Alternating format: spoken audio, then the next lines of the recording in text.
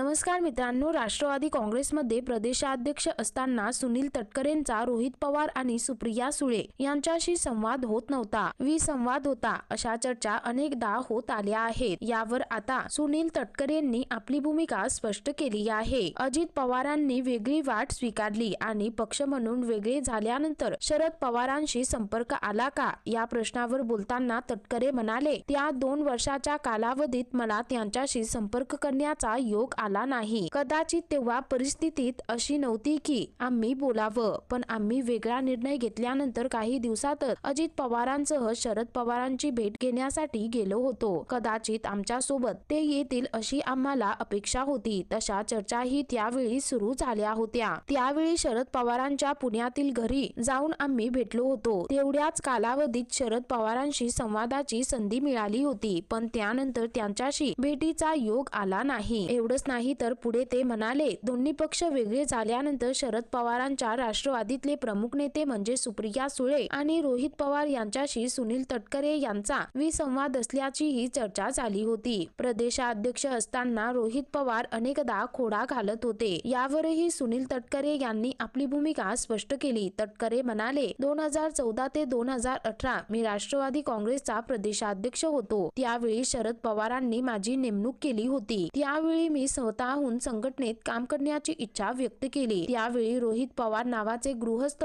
राजकारणात नव्हते। ते 2019 मध्ये कर्जतमधून निवडणूक लढले आणि त्यानंतर राजकारणात आले। त्यामुळे त्यांचा माझा कधी संबंधही आला नाही। ते कार्यकर्ता आणि प्रदेशाध्यक्ष असाही कधी संबंध लांबून देखील कधी आला नाही, असं सुनील तटकरे म्हणाले। तर मित्रांनो, एकंदरीत संपूर्ण प्रकरण पाहता या संदर्भामध्ये तुमची काय प्रतिक्रिया आहे, खाली कमेंट करून नक्की कळवा।